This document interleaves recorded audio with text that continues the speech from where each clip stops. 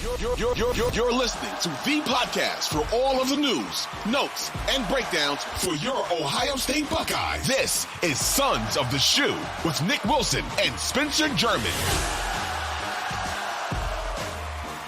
Sons of the Shoe is back. OH, this is where you say IO.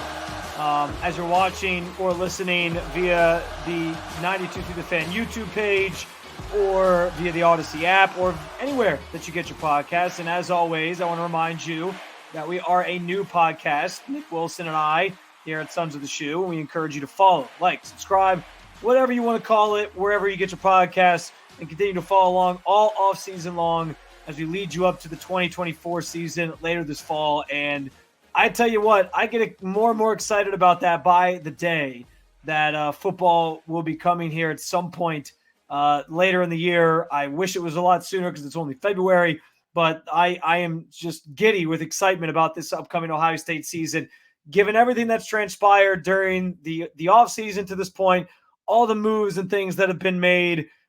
There's a lot of reason to be excited about Buckeyes football next fall. We're going to dive into some of these topics, some commentary from Ryan Day last week. Nick, unfortunately, couldn't be with me for this episode, so we're just going to go with the flow.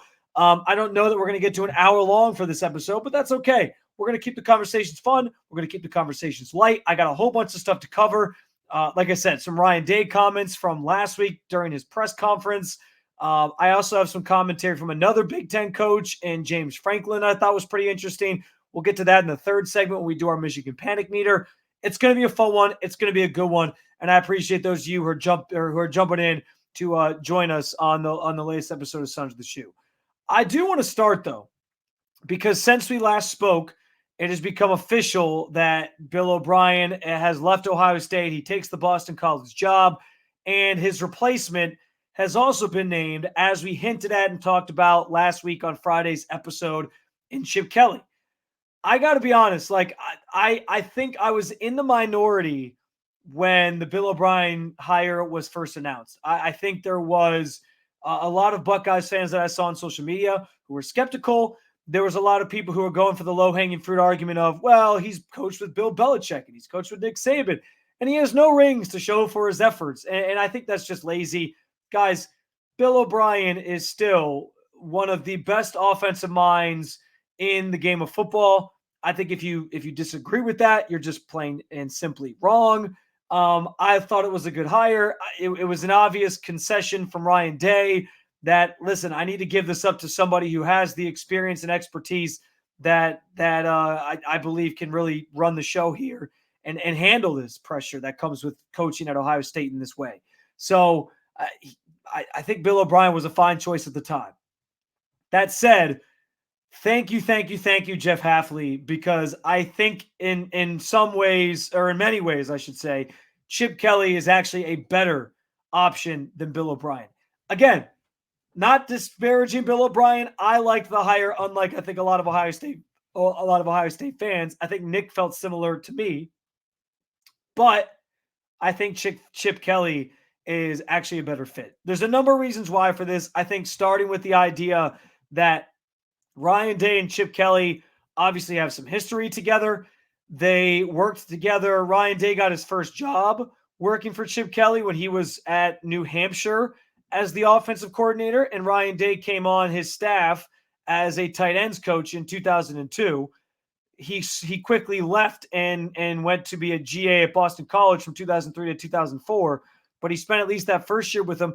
And then when Chip Kelly got his big break into the NFL in 2013 after a very successful run as offensive coordinator and then head coach at Oregon, when he took that program over and turned them into basically the Oregon that we know now, that is a prominent program with the crazy jersey combinations and is a top-tier program in the country year after year. Now, as they join the Big Ten, they look to continue that.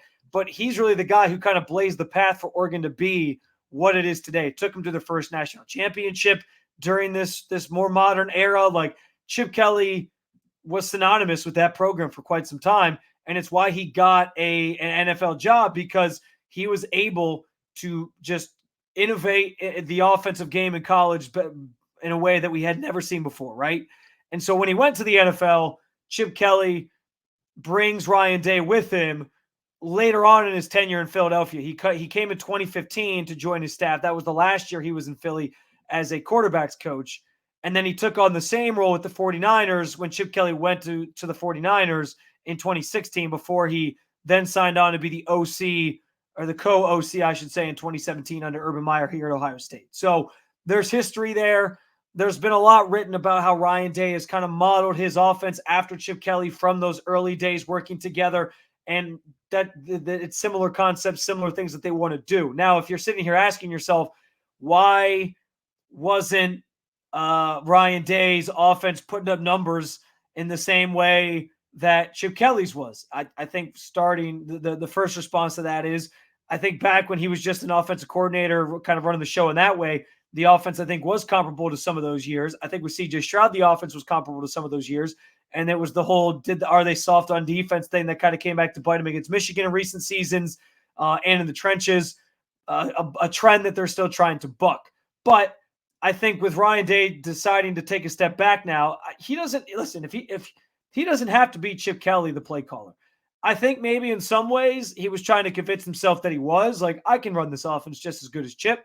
And it hasn't really worked out in recent years where you lose to Michigan, you're not winning the playoff, you're not doing what Ohio State is supposed to do or looking like Ohio State's supposed to look like in some games, most notably this past year with Kyle McCord.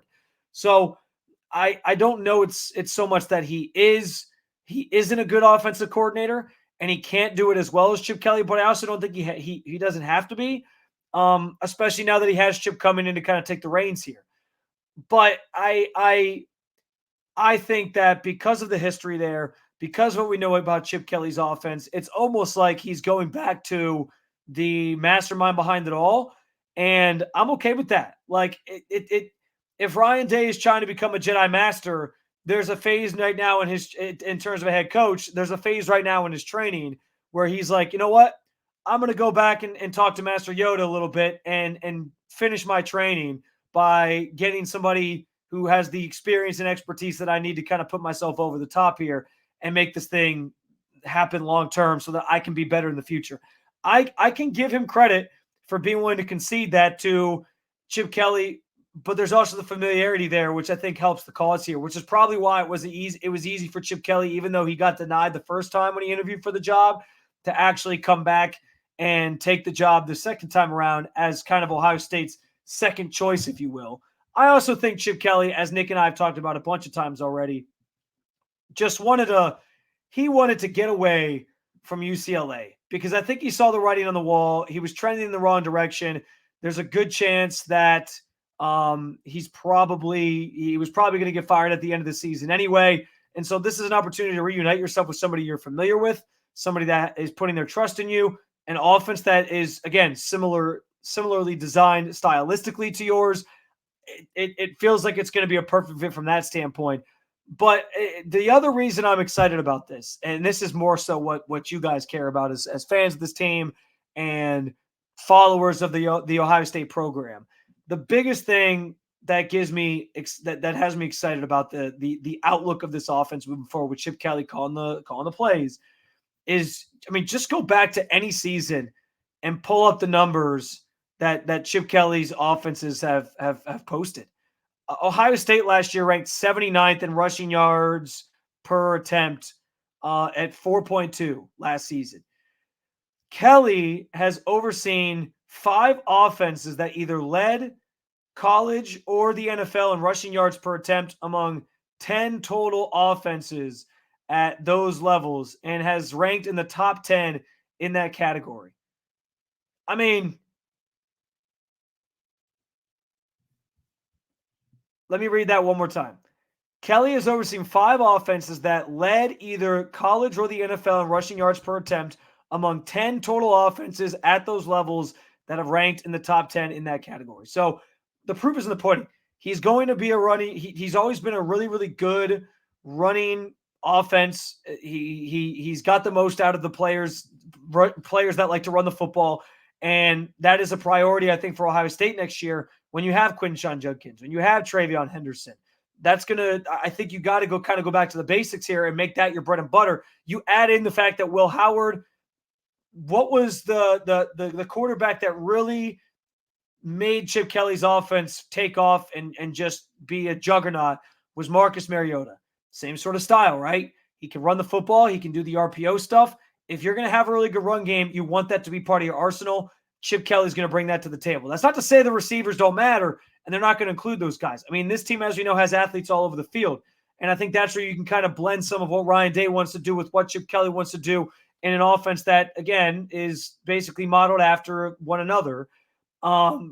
He's going to prioritize getting the ball to these receivers that he's bringing in, throwing the football a little bit more. And I think it's a good sort of blending of mentalities here, which is great. Some other stats for you. Oregon, when Chip Kelly was there, finished in the top 12 nationally in scoring offense in all 6 seasons that he was overseeing, that Chip Kelly was seeing the offense there, while it finished top 12 nationally in offense in 5 of those 6 seasons.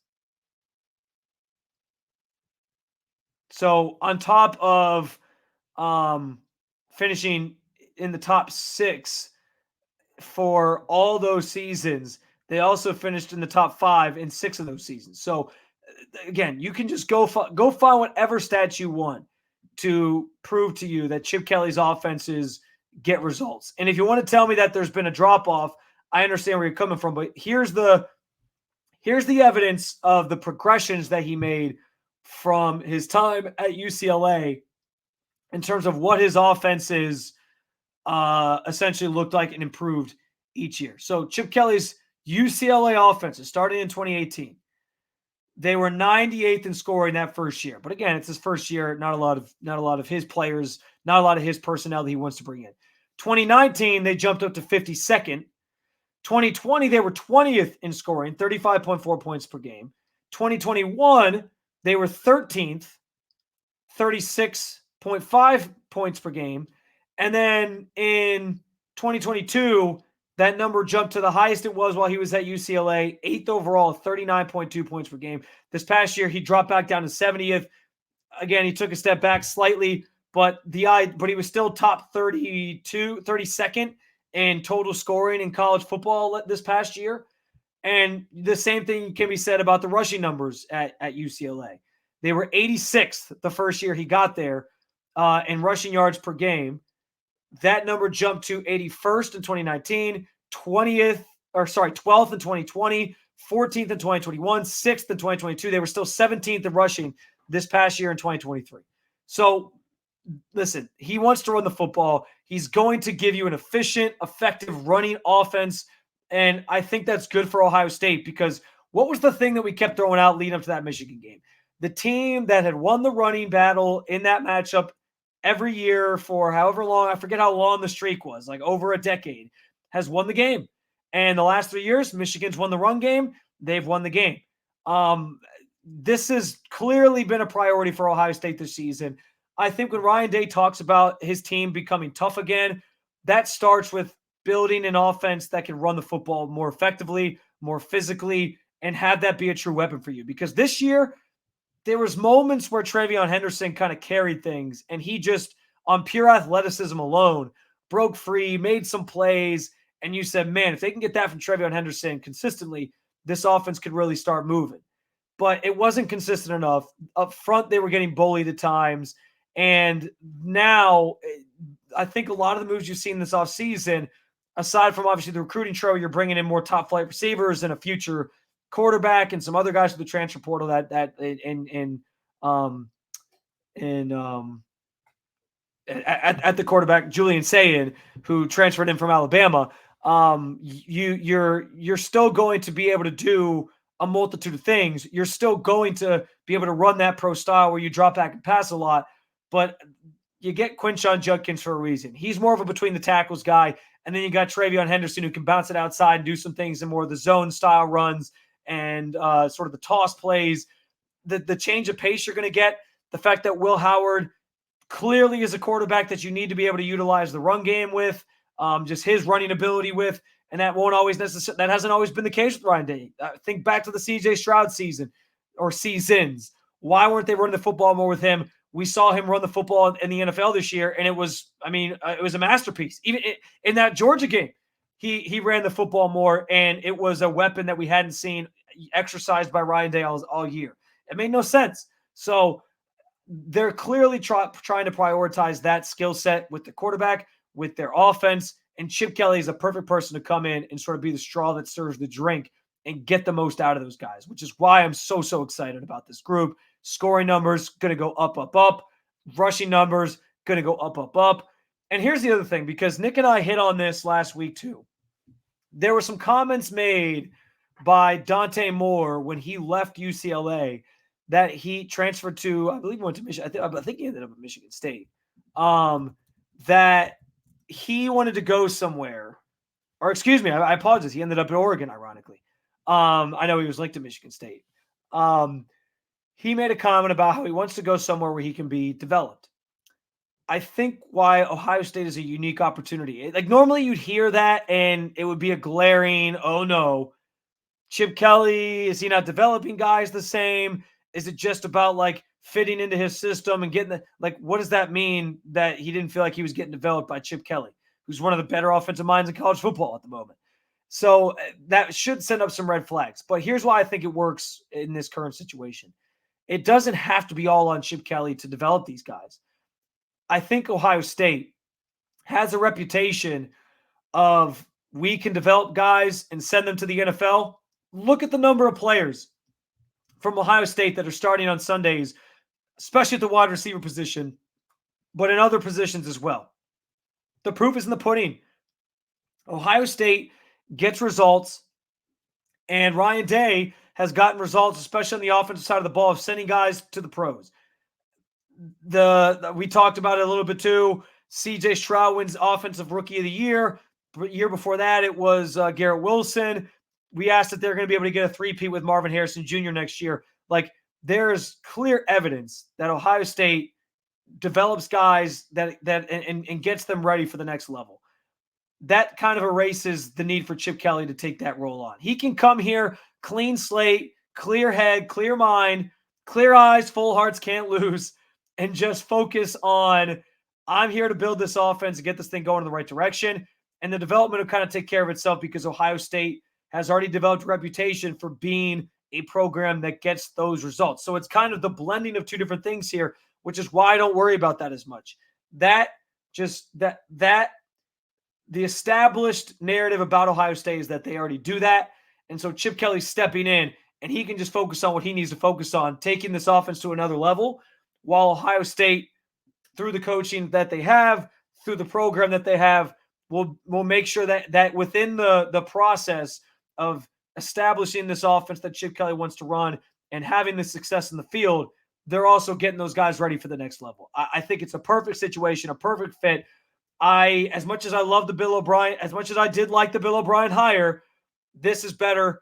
It's a match made in heaven. It's a perfect match on Valentine's Day. It's all about finding the perfect match. And for Ohio State, I think Chip Kelly is that. How excited are you about the addition of Chip Kelly? Do you think it's an upgrade from Bill O'Brien? I gave some reasons why I think it is. We can talk about those some more. I'm sure we will when I'm rejoined by Nick later this week. When we get back, though, I want to take a break. I want to play you some clips from Ryan Day's press conference last week that I thought were pretty interesting, both in relation to calling the plays, some comments responding to an SEC head coach who called Ohio State out for all the money that they were spending. We'll get to that coming up. We still got some audio from James Franklin to get to, plus the Michigan Panic Meter. Still plenty of content coming your way here on Sons of the Shoe. Keep it locked after we hear from a quick word from our sponsors.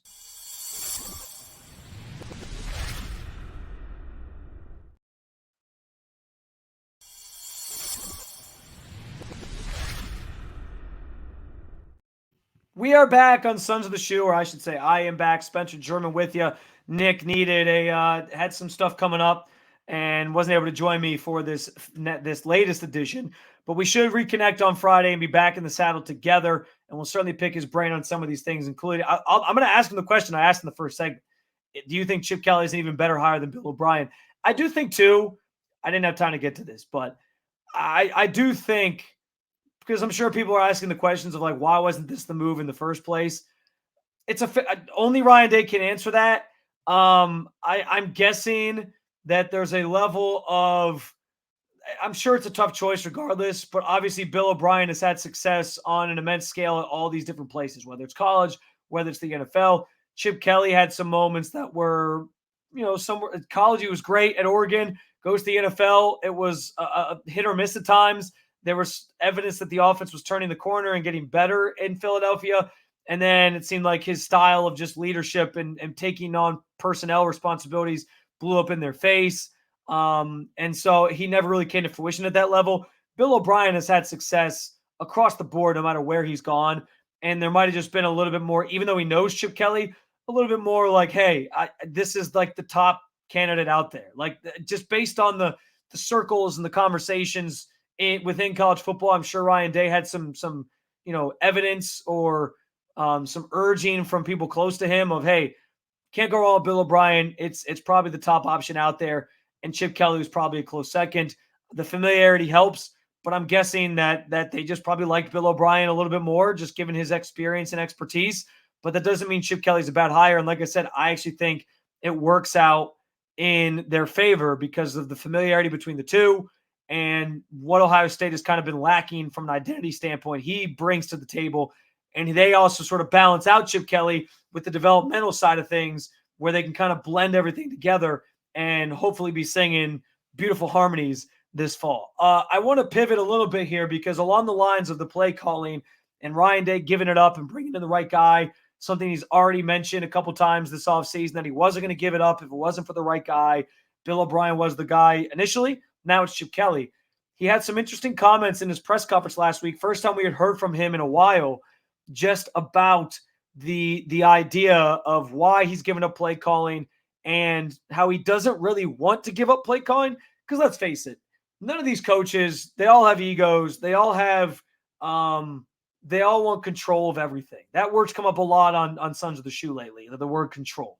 They want their hands on every little thing. And if you're an offensive coach, one of the most important things that you can have your hands on is being the guy in charge of running the offensive plays. So I do think Ryan Day just loved the idea of, listen, this is what I'm good at. This is what I want to do. I want to come up with these game plans. And he talks about that in this clip I'm about to play you. But I also think it takes a good coach to swallow his pride and say, I can be better and serve this team better if I take a step back and let somebody else do this. It's an interesting clip. I think it gives some insight into kind of where his head's at with giving up this decision. We'll play this year right now. I know that that is an ideal situation moving forward. I know that it has to happen. There's so much that's going on right now in college football. Do I want to? No, I don't. I love the football part of it. I love calling plays. I love being in there. But I'm getting pulled out, and I'm just not. On a Wednesday night, thinking about what to call on 3rd and 4 on the 21-yard line, in the third quarter of a game. Like, those are all the things you rehearse in your mind, and it takes a lot of work. And I know that my energy and time and all that stuff needs to be in other areas. And especially with everything going on right now across the board, just with the team and the portal and NIL and just all those types of things. So I know that's the right thing to do, but now making sure the right person's in place was critical. That audio and video courtesy of Buckeyes Now, by the way.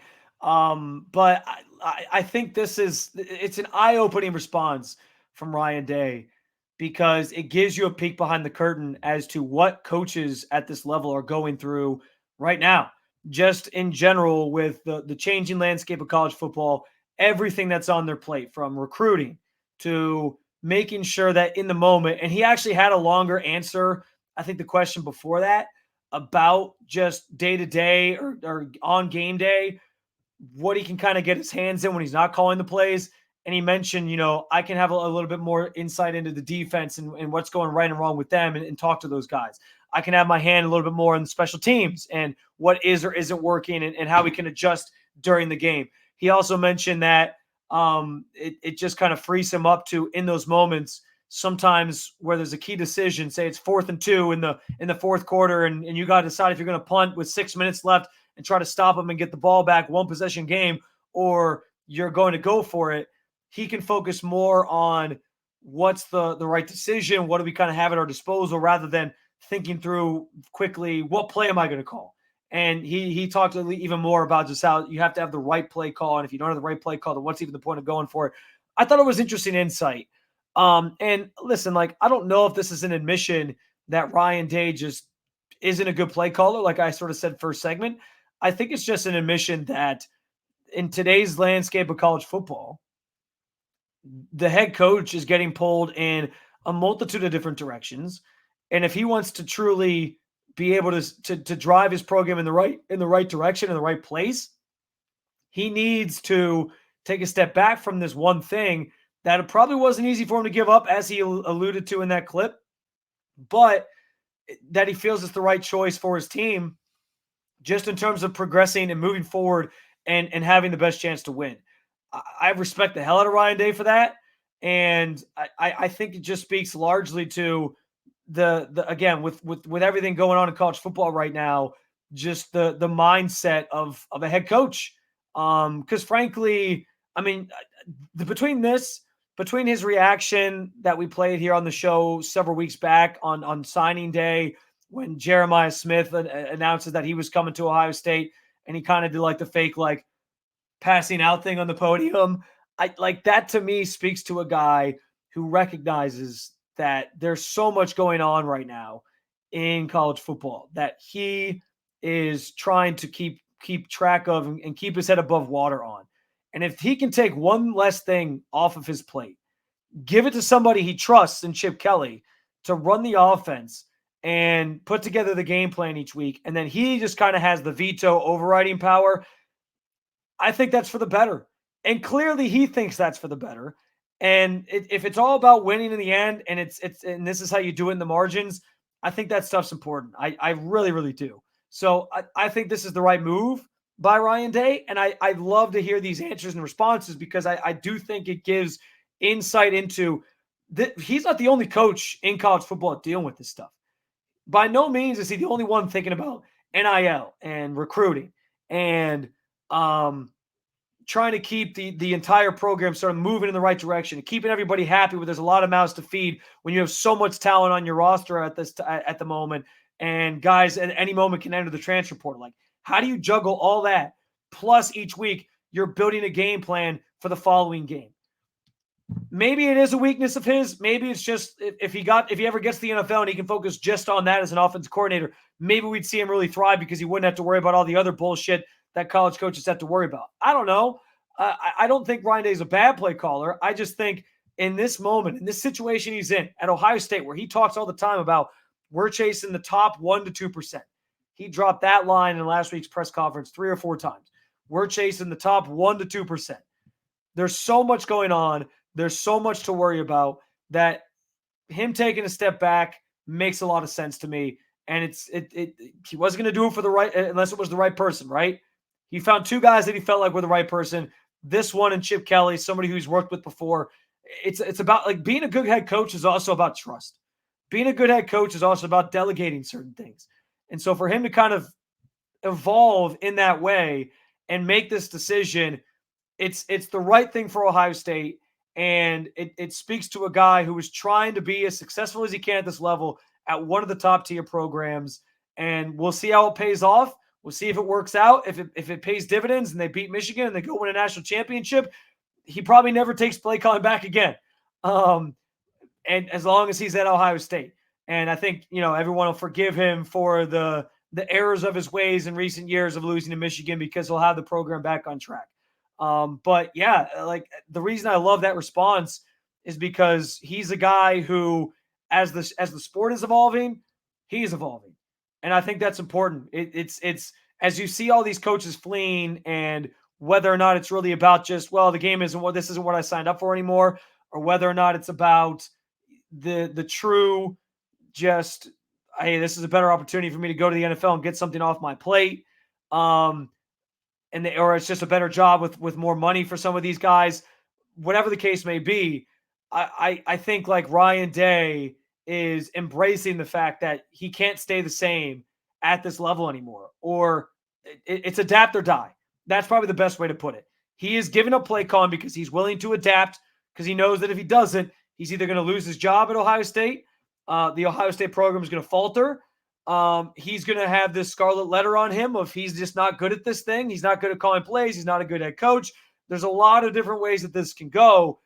I applaud him and commend him for trying to do what other coaches aren't. And that's kind of been the story of Ohio State's offseason in general, has been their ability to adapt or die. They're not sitting back saying, well, we'll figure out the NIL stuff later. We're just going to go off reputation alone. No, they dove headfirst into, let's hit the transfer portal. Let's bring in some top guys and pay them for it and embrace the NIL stuff. And Ryan Day mentioned 7 guys in the portal last year, 6 guys this year. So even last year, they weren't shy about the portal. Now there's just more money involved, and Lane Kiffin made a comment about that. We'll get to his response to that here in a second.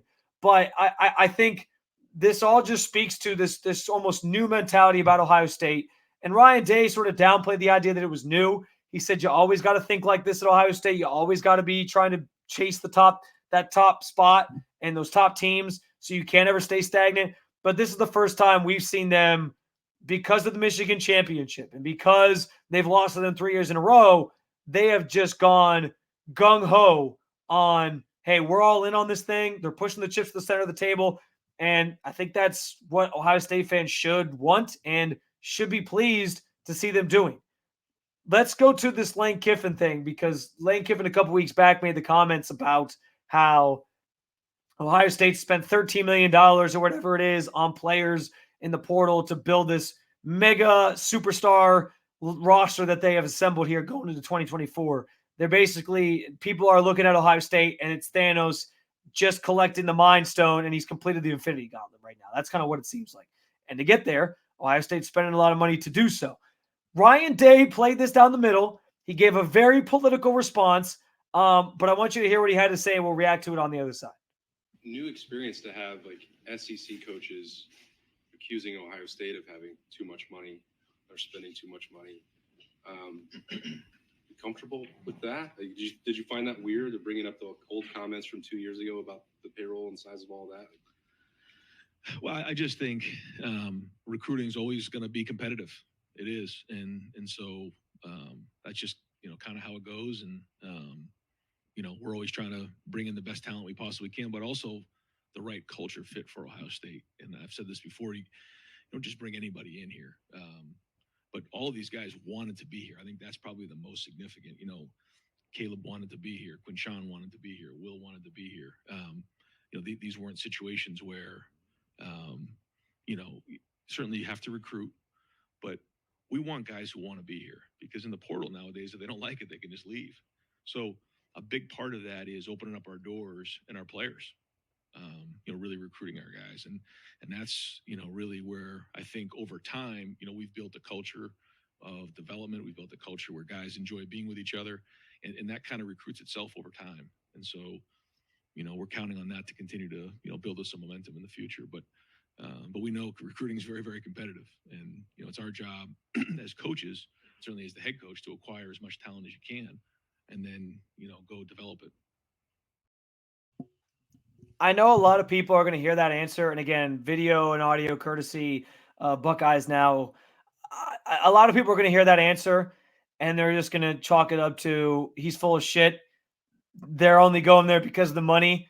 But this is where, like I said in the first segment, the blending of Chip Kelly as an offensive mind and the Ohio State reputation of developing NFL-ready players comes back into play. Like it comes full circle in this instant, because I do think that you can't just rest on your reputation anymore. Like Nick Saban couldn't just walk into living rooms and say, I'm Nick Saban. Here's my resume. Come play for me anymore. The money is part of the story. Yes. But you also can't just be lazy about recruiting and not build those relationships. Like at the end of the day, the relationship still matters. And I think Ohio State, because they were willing to throw money around, but also because they have that reputation, that then gives you the thing that Ryan Day is mentioning there, which is guys that want to be here. I don't think they've recruited Julian Sayin. I could be wrong on that. I don't remember fully his sort of recruiting courtship. I know Caleb Downs, though. He was a guy on Ohio State's radar. I want to say Ohio State was like his second choice anyway. So there was already a built-in relationship there. And when push came to shove, Nick Saban leaves. It was like, okay, this is an easy fit for me. This is where I want to go.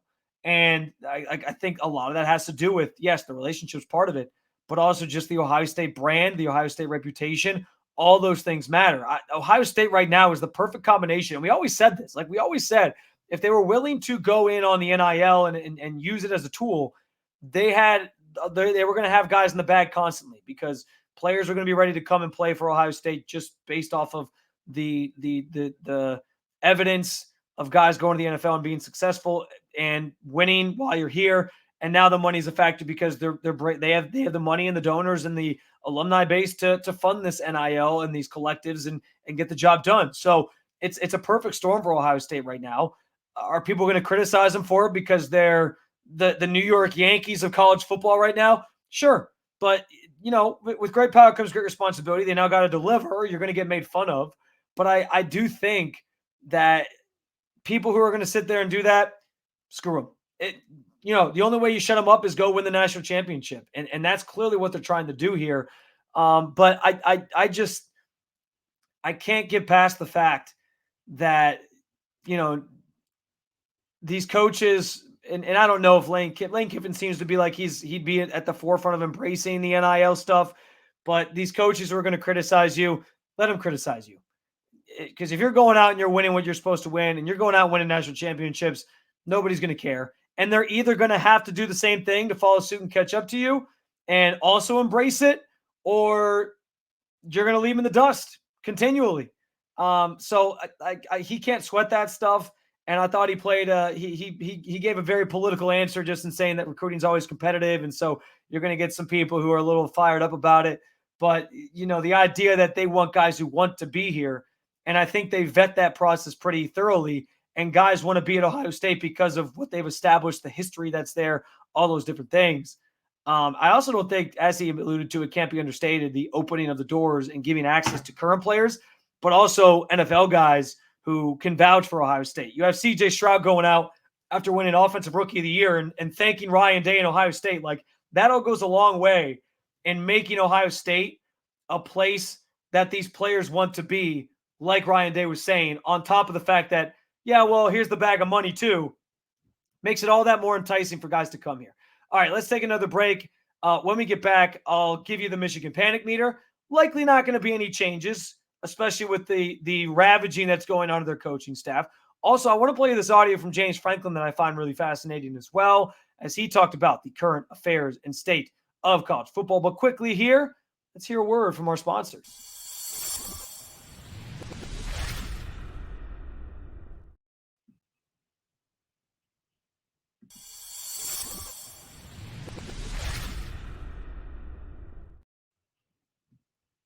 We are back on Sons of the Shoe. Spencer German with you. No Nick Wilson for this episode.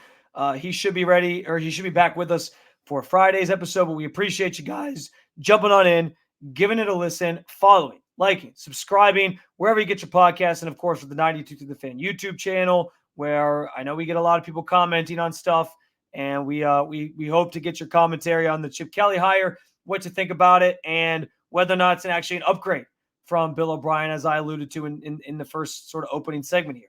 Let's get to, as we always tend to do in this final segment of the show, the Michigan Panic Meter. Nick and I have both been in the darker shades of gray throughout the last couple weeks since Jim Harbaugh left, since he's plucked everybody and their mother away from Sherrone Moore and the staff there at Michigan. And with that in mind, and in that vein, I am not changing my stance. I'm going to assume this graphic right here that is up on your screen, if you're a part of the video audience, this is probably where Nick is at as well. I'm just going to assume that's true. I don't think he would change. Nothing this past week should have made us change our minds. So we're staying in the dark gray. No room to sort of go forwards at this point. But we'll see how things kind of evolve as spring changes and things go on, and we get the spring game coming up in April and all these different things. But I think that's a good place for both of us to sort of be located at the moment in the dark gray of the Michigan Panic Meter. All right, final thing I want to get to here, because everybody seems to be chiming in on the current state of college football and the changes and just everything going on across the board, right?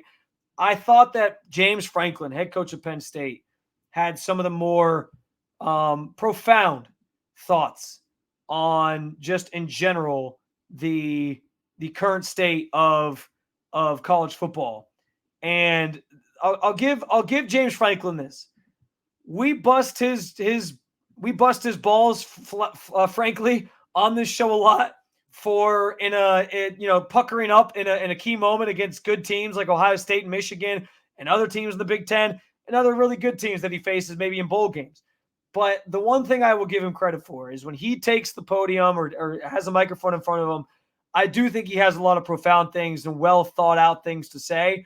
And this is no different. This is some of the best commentary I think I've heard. And this isn't even the full clip. I clipped about 2:30 of the 5-minute clip that he had. But I thought this was really well said just on how you approach the changing landscape of college football and what's kind of changed over time, while admitting that the money is just part of the business and we can't complain about that from the jump. Here's what he had to say. First of all, let me say this. I know really nobody wants to hear from college footballs complaining about the current model because of the money. And I get that. I do. So I want to kind of preface my statement. But I do think the Big Ten and the SEC commissioners taking a leadership role in this is really important because it's not headed in a good direction really for anybody. I don't think it's the right thing for players. I think you guys have heard me speak on this before. I think when coaches went too far and were limiting where players could transfer to, they were abusing that. We went from one extreme to the other. You can't tell me that it's good for the student athletes to transfer 3-4 times. Every time you transfer, the likelihood of graduating goes down. I don't think that's in anybody's best interest. The ability to overcome adversity, I think in college athletics is really important. I think we've lost some of that, the path of least resistance. Obviously, when you get into NIL, that's a factor. And I think what you're seeing is my biggest concern is you're having people leave college football that would have never left college football because a lot of the head coaching positions, coordinator positions, and assistant coaches positions, it's gotten further and further away from what they signed up for. Everybody knew you had to recruit to coach them. There was a balance between those two, but all these other things are taking you further away from coaching and developing kids. And development is like a word that isn't even used anymore. First of all, let me say this. I know really nobody wants to hear from college footballs complaining about. Sorry, I got the repeat at the beginning there, but he goes on to talk about that word development in particular and how at Penn State, they go sit in these kids' living rooms and they say, we want you to come to Penn State and we want to develop you. We want this to be a process. That's not just you come, get the instant gratification of playing, and that's it. We send you to the NFL. I think what's maybe most interesting about that point specifically is the development factor. Like the further and further you get away from a program being able to actually get their hands on you and mold you, because kids just keep entering the portal and going to this school or going to that school because they're promised different things or they want different things or they think they're going to start somewhere. Like the further you get away from that, I think it waters down almost the product that ends up going to the NFL, and we don't see the full talent or on display at that level because of that fact. So I think he's onto something there. I think that's also why a program like Ohio State having the reputation that it has is important, because that's a place where they will develop you and they're going to develop you. Other schools, I think, struggle with that. If they don't have the NFL background or base that they can point at and say, look at this guy in the NFL, look at that guy in the NFL, we just keep sending guys to this level, then I think it becomes a little bit harder to convince people to stay or stick around or whatever it might be. So Ohio State has the benefit of that. And I do think that development piece is interesting because a lot of this is development. It's not just show up and you're the best freshman, you're the best senior in high school, and so you get to start immediately. Sometimes it takes a couple years for guys to really burst on the scene and realize the full potential of their talent, that then they can become a good player in the NFL. But if they're just transferring all the time and having a new coach every year, that's not necessarily in their best interest. This is why I think the portal is almost a bigger problem than the NIL stuff. The NIL stuff is nothing new. We see that at the NFL level. We see guys getting paid, and the players should be able to get paid for their name, image, and likeness at the very least. But it's the transfer portal stuff because for some it works out great, and for some it's an important tool to have. But there's plenty of guys that also get lied to about different things and promises that aren't kept, that they enter the portal for that reason, and then the carpet gets pulled out from underneath them. Or they go to a program and they realize that program is not a good fit for them, and then they're leaving again and transferring again. Or they enter the portal, nobody's really as interested as they were told, and they end up just trying to go back to the school that they were at originally. I thought this was really some really profound stuff from James Franklin. I implore you to find the full clip because I thought he had some other really good things to say. And I think the fact that he acknowledges out of the gate, I'm not going to sit here and lecture you about, well, it's all changing and the money and it's soiled the sport. But he admits, like, for some people, that's not for them. And I think he makes some sound points on the development part of this and on the transfer portal part of this, and how it can't all just be, this wild, wild west sort of vibe that we have right now. There's got to be some way to, and I don't want to even say govern it to where you're telling players they can't do things, because that was the problem originally.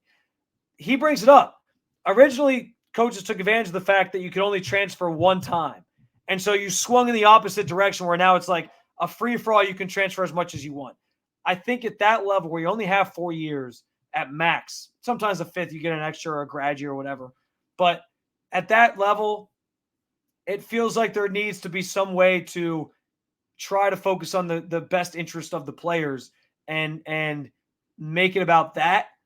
That can be financial best interest. That can be fit best interest. But it shouldn't just be that guys just get to leave and do whatever they want all the time. And that sounds bad. It shouldn't just be that you go into the portal on a promise and then you end up somewhere else, and that isn't a good fit. Like, it's not finding the right team to get you ready for the next level. I think you really got to think about a lot of different factors here if you're a player pursuing this, but it can't just be like a sampler platter where you get a little bit of taste of this and you get a little bit of taste of that. They're missing that key point of that Franklin brings up of the development part. And I think James Franklin, maybe more than even other coaches, seems to speak from a place of where he really cares about these kids and he wants them to get their education so they have something after football. And he wants to be able to be the one who helps develop them to get them ready for the next level. Like I said, I just thought it was well said.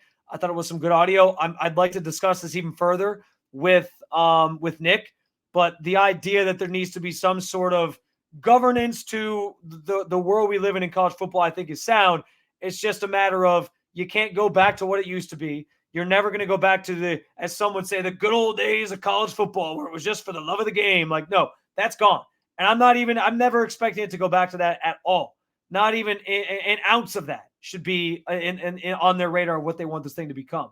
But I think there also needs to be some things in place. And listen, it's a learning experience. The game's changing, but there needs to be some things in place that they're able to make.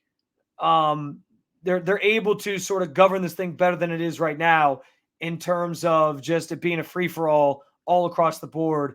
I don't know if that means it's a salary cap. I don't really love that idea because then you're restricting the money, or if it has to do with just the portal and the number of times a guy can use it, or what the restrictions are for it, or what the benefits are if you do transfer, if you don't transfer, like if you're able to get your scholarship.